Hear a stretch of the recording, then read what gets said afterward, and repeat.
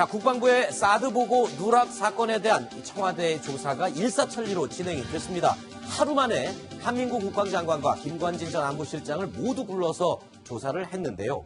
자, 이 조사 결과 나오겠죠? 발표를 할 계획인가요? 어떻습니까? 네, 사실상 결과를 발표했다고 봐도 무방할 정도로 네. 청와대가 명백하게 결론을 내렸습니다. 네. 핵심은 알았느냐 몰랐느냐 이게 아니라 의도적으로 보고를 제외했다. 쉽게 얘기해서 누락시켰다라는 부분을 강조했는데 네. 이 보고서, 그러니까 이 사태를 보면 검찰이 최근에 있었던 그 동봉투 만찬 사건과 약간 유사한 점이 있습니다. 네. 문재인 대통령의 경우에는 워낙 검찰개혁과 국방개혁을 핵심 공약으로 내세웠던 그 공약 중에 하나인데 네. 검찰의 경우도 사실상 검찰의 돈봉투 사건이 터지면서 윤석열 지검장을 임명하고 그 뒤로 일사천리로 어떤 검찰 개혁에 대한 드라이브를 걸 수 있었는데 네. 이번 사건도 마찬가지로 뭐 사건이라 표현하기는 그렇지만 어쨌든 이번 논란도 마찬가지로 국방부를 개혁할 수 있는 어떤 신호탄으로 네.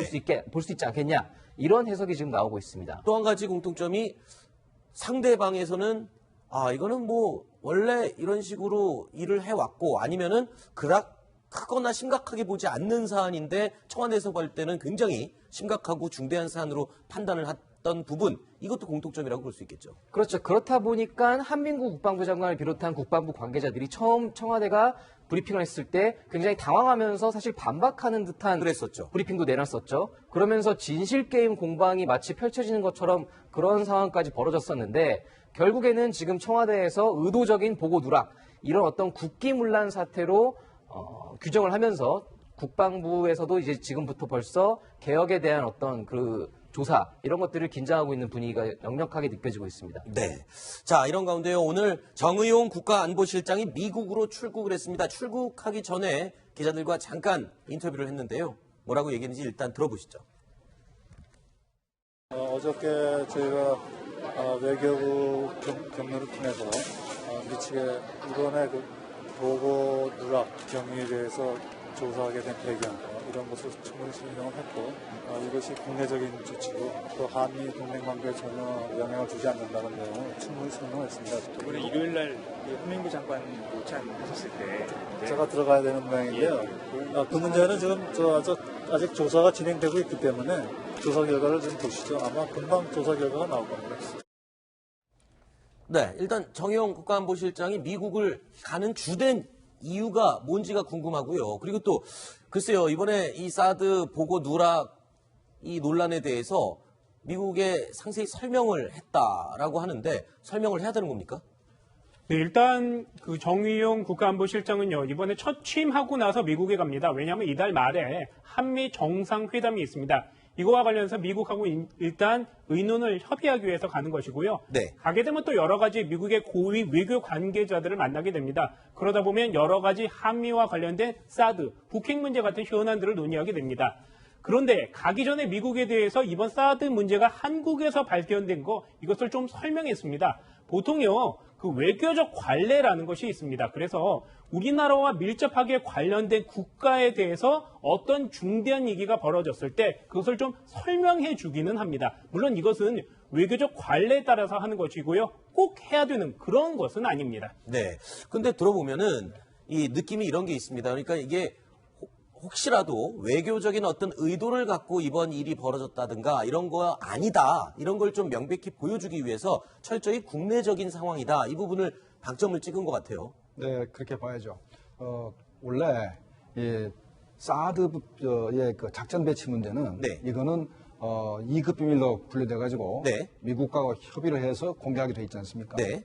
먼저 현재 성주에 배치되어 있는 2기는 벌써 언론에 뭐 그냥 그 동영상까지 다 이렇게 네. 공개됐기 때문에 그건 뭐 미국이 양해를 했습니다만은 나머지 4기에 대해서는 그 아직까지 비밀로 분류된 상태니까 아마도 그런 부분에 대한 뭐 조사라든가 하는 부분은 미국에 이렇게 사전에 얘기를 해야 될 것 같고 근데 어저께 문재인 대통령하고 미국 상원의원하고 어떻게 그 접견이 있었지 않습니까? 네. 그래서 근데 그 당시에 꼭 끝나고 나서 그 미국 상원의원이 재밌는 말을 했어요. 네. 한국이 사드가 필요 없다면 네. 바로 가져가겠다. 아하. 그 돈이 한 1조 원 정도 드는데 우리가 그 돈을 다른 데 활용하겠다. 이렇게 말을 했다고 합니다. 아하. 자, 하지만 청와대에서는 뭐 사드 철회 뭐 이런 것들이 전혀 의도되거나 그런 것을 염두하고 이번 조치가 취해진 건 아니다라고 선을 분명히 긋긴 했습니다.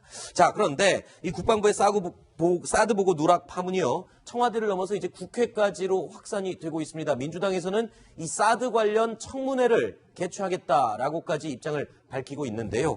자, 이에 대해서 먼저 자유한국당 나경원 의원과 전화로 연결해서 몇 가지 궁금한 점 들어보도록 하겠습니다. 자유한국당의 생각은 어떤지 들어보도록 하겠습니다. 나 의원님 안녕하십니까?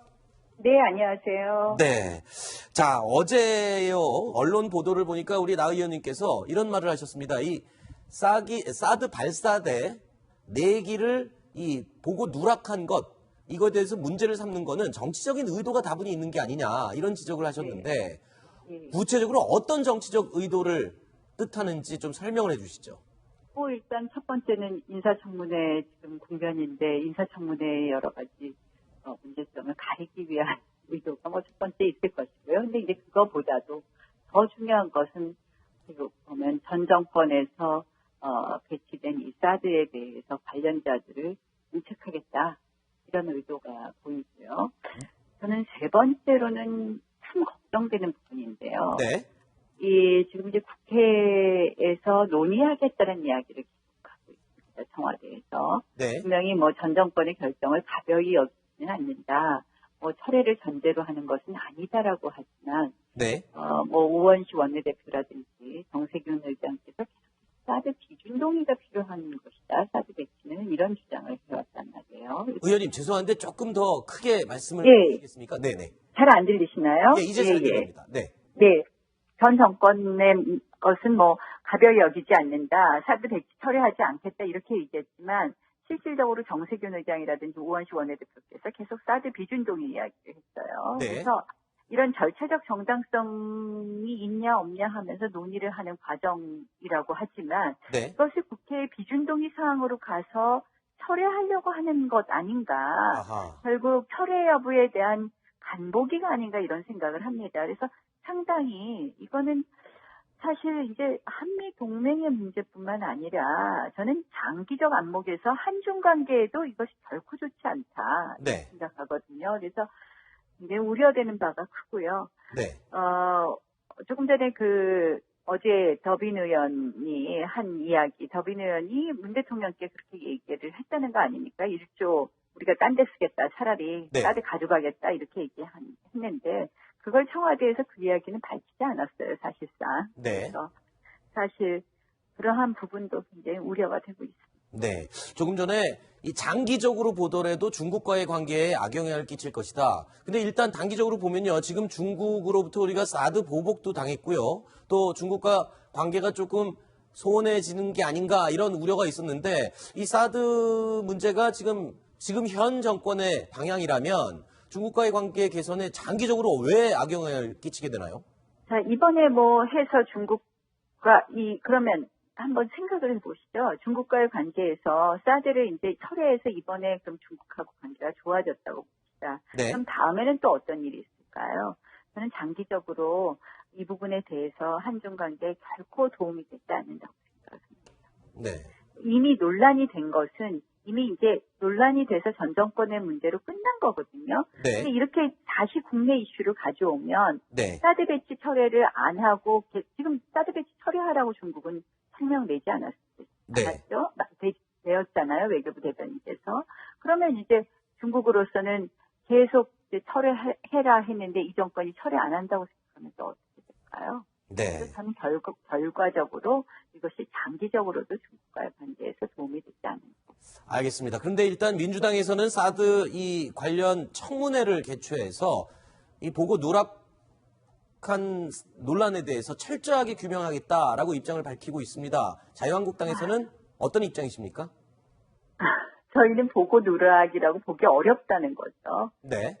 이거는 어떻게 보면 참 사드가 한 포대가 6개라는 건 지극히 상식적인 얘기인데요. 네. 이 중에서 한 포대 전개됐다라는 것은 보고서에 이미 돼 있다는 거거든요. 한 포대를 전개하겠다는 거. 근데 네. 내기가 구체적으로 어디에 보관되어 있다는 것만 명시되지 않았다는 것도 네. 구체적인 내용에 조금 부실했다는 것은 모르지만 이걸 뭔 누락이네 하면서 이렇게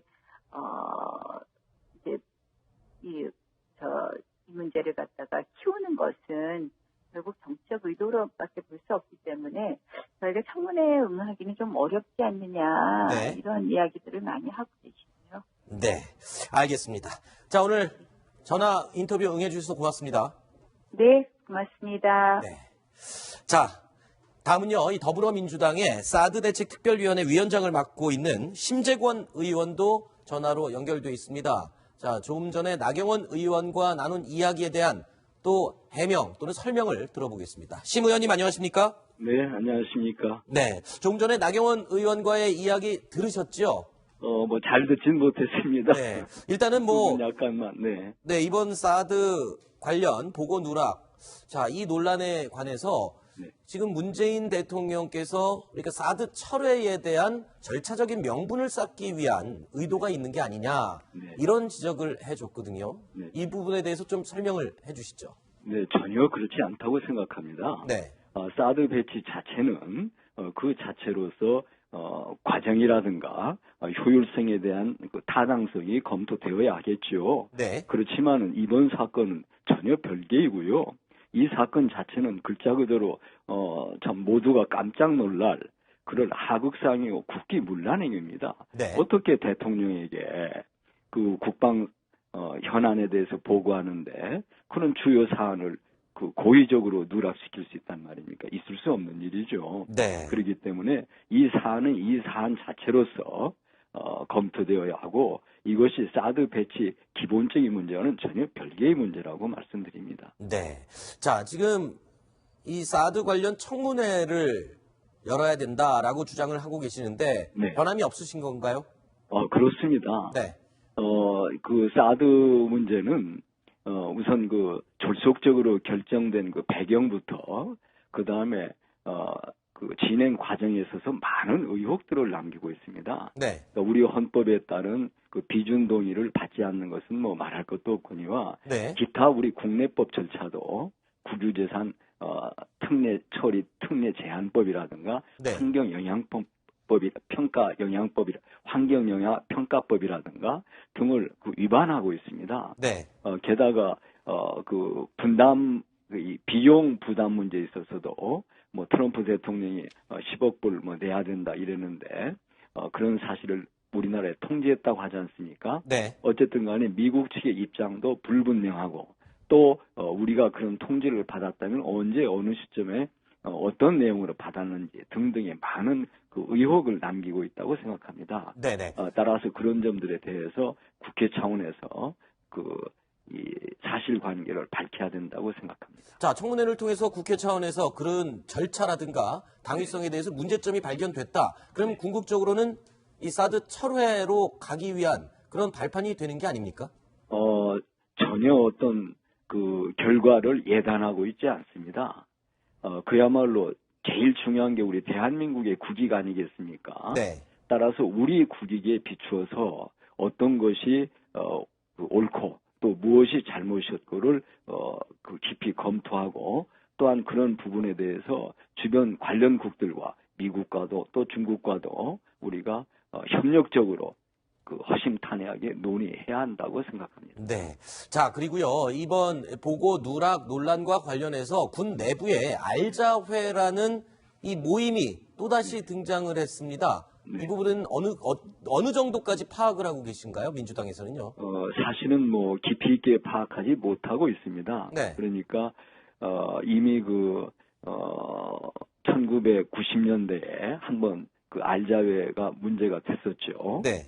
군 내부 그 사조직으로 하나회처럼 문제가 됐었는데 그 이후에도 그 지난번 최순실 그 청문회 과정에 제기돼서 다시 한번 이제 세상에 이목을 끌게 됐지 않습니까? 네. 저는 이번 보고 누락과 이 알자회의 관계는 아직 밝혀진 게 없고 다만 어쨌든 왜 이번에 보고 누락이 됐는지에 관해서는 철저한 진상 규명이 이루어져야 하고 만에 하나 거기에 알자회도 개입이 되어 있다면 그것은 그것대로 또 처리되어야 한다고 생각합니다. 알겠습니다. 자, 심 의원님 오늘 전화 인터뷰 응해 주셔서 고맙습니다. 네, 감사합니다. 네. 자, 이 청문회까지 열어서 밝혀야 될 부분인지 일단 당위성에 대해서 설명을 해주셨는데 여기 패널 분들은 어떻게 보십니까? 저는 말이죠. 이게 단순히 네. 그러니까 과장이 이제 초안을 만들고 네. 국장이 고치고 네. 그다음에 실장이 이제 마지막에 정리를 해서 보고하는 과정에서 아마도 이 좀 비밀 사항이니까 네. 좀 두리뭉술하게 고치다 보니까 벌어지는 건 단순한 사건인데 이거를 뭐랄까 사실을 은폐하기 위한 그런 것으로 자꾸 이제 몰다 보니까 좀 무리한 조사가 아닌가 이런 생각이 좀 듭니다. 네, 알겠습니다. 자, 이 조금 전에 알자회에 대해서 언급을 했는데요. 최순실 씨와 또는 우병우 전 민정수석과 연관이 된 군 인사들의 모임이라고 알려져 있습니다. 이 내용에 대해서는요, 이 청문회장에서 이 한민구 장관이 언급을 하기도 했습니다. 당시 어떻게 이야기를 했는지 들어보시죠. 알자회에 대해서 아시죠? 네, 들어봤습니다. 알자회가 세력화되고 있다. 박근혜 정부에서. 우병우와 안봉근이 다 봐주고 있다. 인정하기 어려우시죠? 그런 건 아닙니다. 국방부에 알자회라고 있습니까? 25년 전에 있었던 일입니다. 우병우 전 민정수석은 알자회를 들어봤다고 하고 그리고 알자회가 난 이야기가 나오는데 전부 다 의문투성인 거예요. 왜 국방부가 여기서 연루돼갖고 논란을 가져오게 되는 건지. 그 알자회와 관련해서는 이게 저희들이 확인한 바로는 1977년인가 그 졸업생들부터 한 10개 기가 여기에 관계가 되어 있다고 알려져 있고 그것이 노출돼서 문제시된 것이 90년대 초로 되어 있습니다. 그래서 알자회 문제는 25년 전에 이미 정리가 됐고 그 이후에 뭐 이들에 대해서 특별히 관리를 하거나 무슨 다른 어떤 지침이 존재하거나 그런 것이 없었습니다. 자, 지금 한민구 국방장관 얘기대로라면 25년 전에 이미 없어진 조직 아닙니까? 근데 지금 여기서 또 알자회가 등장을 하고 또 일각에서는 이 이명박 박근혜 정부 때 다시 이게 부활한 게 아니냐 이런 분석까지 나오고 있거든요. 네, 그렇습니다. 그게 근데 사실상 입증하기 굉장히 어려운 사안입니다. 네. 이 알자회라는 것 자체가 사실 어떻게 보면 내부 조직 중에 하나인데 이 사람들이 무슨 뭐 명부를 작성하거나 무슨 활동 기록을 남기는 게 아니기 때문에 네. 이 알자회라는 조직의 실체를 확인할 수는 없지만 군 조직의 특성상 굉장히 폐쇄된 조직이다 보니까 네. 핵심 보직들을 알자회 출신들, 소위 말하는 그런 내부 몇몇이서 돌려막기를 하고 있는 게 아니냐. 이런 식의 어떤 지금 비판들이 나오기 시작하면서 민주당을 중심으로 알자회를 파헤쳐야 된다는 얘기가 나오는 것 같습니다. 네. 자, 홍익표 의원이요. 이 알자회에 대해서 또 언급을 한 내용이 있습니다. 들어보시죠. 이번에 드러난 것인데요. 일부 특정 그 직위나 자리를 국내 사조직이 독점했다는 것이죠. 알자회라고 해서 34기부터 43기 한 100여 명이 넘는 이 사람들이 국내 핵심 보직, 특히 정책실장, 국방정책실장들을 포함한 또 주요 사단장 등을 자기들끼리 막으면서 이러한 일들을 처리했다는 것은 매우 경악스러운 일입니다. 바로 사조직과 관련돼서 군의 보직, 특성한 보직이나 또는 인사를 독점해왔다는 것이 밝혀진다면 감찰을 통해서 엄격하게 이 문제는 처단해야 된다고 생각을 합니다. 실제로 군 내부에서 알자회 또는 알자회라고 불리는 이 조직 어떤 조직이었습니까? 제 기억에는 노무현 정부 때까지는 막 거의 유명무실했다고 생각이 되거든요. 네. 거의 없었고. 그런데 뭐 지금 현재 얘기는 현재 이명박 정부 이후에 다시 뭐 결집을 했다. 네. 그래서 뭐 주요 보직을 뭐 이렇게 주고받았다고 그러는데 이건 정말 조사해봐야 되겠습니다. 그리고 이 부분은 요번에 사드 관련한 보고 문제하고 별개로 봐야 될 것 같은 생각은 들어요. 왜냐하면 저는 제가 볼 때는 요번에 정책국장이 중간에 국장이 알자회 출신이라고 자꾸 이제 얘기가 나와서 그러는데 제가 볼 때는 뭐 그 국장이 일부러 그걸 고쳤겠습니까? 6기를 갖다가 갑자기 한반도의 전개 이렇게 두루뭉술하게 고쳤다 그러는데 뭐 의도를 가지고 고쳤다고 하는 보지 않기 때문에 그 알자회 사건하고 이건 별개로 보고 만약에 알자회가 그런 그 인사 전횡을 하고 자기네끼리 이렇게 뭉쳐서 그 군의 그 어떤 기강을 흐트렸다면은 반드시 조사해서 이거는 뭐 처벌을 해야 될 것으로 생각이 됩니다. 네. 정부 여당은 지금 이제 그 청문회 개최 필요성이 있다라는 입장인데요. 또 자유한국당은 뭐 그럴 사안이 아니다라고 좀 반박하고 있습니다. 그에 대해서 또 논란이 일 텐데요. 앞으로도 또 정치적인 격돌이 있을 텐데 사실 안보라는 게 화력이 세다고 해서 무조건적으로 강해지는 건 아닌 것 같습니다. 네. 즉 현재 안보 상태가 어떻고 또 우리 군 수뇌부 또 정부에서 어떻게 준비하고 있는지 그동안 안보 관련된 여러 가지 계획들이 어떻게 진행되는지 아주 극비로 유지되어야 하는 정보가 아니라고 한다면 투명성도 굉장히 중요하고 또 그렇게 함으로써 국민들의 안보에 대한 신뢰가 올라가고 그게 바로 안보 총력의 강화라고 볼 수 있겠는데요. 그렇다면은 이번에 굉장히 여러 가지 의혹이 나오고 있고 또 알자회까지 이야기 나왔습니다. 정말 알자회 관련된 의혹이 이번 사드 배치 논란과 관련이 없다고 한다면 그런 점도 청문회를 통해서 다 털고 갈 수 있을 거거든요. 그렇다면은 정부 여당에서 이번 사태 관련해서 청문회를 열자라고 하는 그런 취지도 충분히 이해할 수 있지 않을까 그렇게 생각이 됩니다. 네. 자, 어제 윤영찬 수석이 이와 관련한 보고서에 누락된 내용에 대해서 브리핑을 했었죠. 그 이야기 듣고 또 이야기를 계속 이어가겠습니다.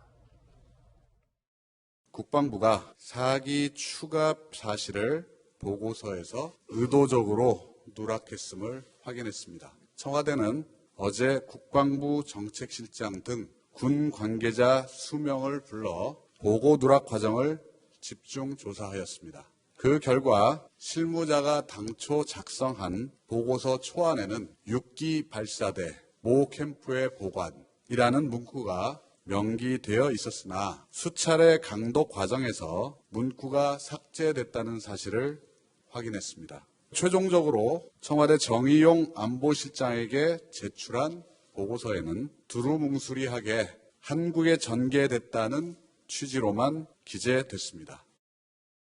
자, 그러면 이 보고 라인을 저희가 표로 한번 그려봤는데 도대체 어떤 라인에서 문제가 생긴 건지 좀 그림을 보면서 설명을 해주시겠까요? 그러니까 대량 살상 무기과 과장이 대령입니다. 네. 대령이 초안을 작성을 했죠. 네. 그럼 사실은 거기서 거의 끝난 겁니다. 내용은요? 내용은 다 완성이 내용은 거의 완성된 거죠. 근데 대개 보면 이제 공무원 사회는 대개 위로 올라가면서 대개 보고서가 좀 두리뭉술해집니다. 그러면 정책으로 공격받을 일이 있고 또 나중에 이제 문제가 될 것 같으면 되게 두리뭉술해지는데 저 사람이 의도적으로 했는지 아니면 그냥 그래도 미국과의 비밀 문제도 있고 하니까 그걸 그냥 고쳤는지 그건 뭐 정확하지 모르겠습니다만 분명히 저 양반이 검토 과정에서 고친 건 확실한 것 같습니다. 그런데 저 양반은 이제 조사를 해봐야 되겠죠. 왜 고쳤는지 아는 것을 이제 물어봐야 될 것으로 생각이 됩니다. 만약에 청와대 발표대로 의도적으로 누락을 했다. 그러면 왜 그랬을 개연성이 가장 높은 이유가 뭐가 있을까요?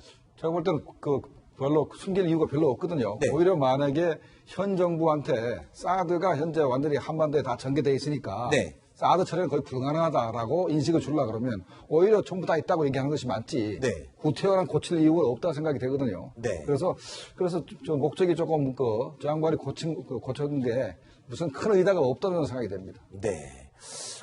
그렇다 하더라도 일단 국군 통수권자인 대통령에게 보고가 미흡했던 점 그리고 완전하지 못했던 점에 대해서는 국방부에서도 인정을 했고 이견이 없는 상황인 거죠. 네, 맞습니다. 사실 한민구 장관이 처음 그 국방부 브리핑에서는 사실상 보고를 했다. 이렇게 얘기를 했다가 한 발 물러섰는데 사실 저는 지금 청와대의 이 사드 논란을 노리고 있는 목적 자체는 어떻게 보면 김관진 사단, 소위 말하는 김관진 라인에 대한 어떤 조사 내지는 감사 이런 거를 하기 위한 포석 아니겠느냐 이런 해석도 좀 가능하거든요. 왜냐하면 지금 검찰의 경우도 돈봉투 만찬 사건을 빌미로 소위 말하는 우병우 사단 이거에 대한 어떤 그 정조준을 할 수 있는 계기가 생겼거든요. 그렇죠. 그러다 보니까 김관진 전 국가안보실장의 경우에는 이명박 정부와 그리고 박근혜 정부를 거치면서 굉장히 주요 보직을 거쳤던 핵심 인사 중에 하나입니다. 그러다 보니까 군 조직 전체를 장악할 수 있는 라인을 갖고 있다고 해도 과언이 아닐 정도인데 그러다 보니 국방을 개혁하려면 이 핵심을 치고 들어가야 된다. 어떻게 보면 이런 그 의도가 담겨 있지 않나 이런 해석이 가능할 것 같습니다. 충분히 유추가 가능한 그런 이야기인 것 같습니다. 자, 김정봉 전 NSC 정보관리실장님 이야기는 오늘 여기까지 듣도록 하고요. 이어지는 코너에는 박소윤 채널A 국제부 기자와 함께 이야기를 이어가겠습니다. 오늘 말씀 고맙습니다.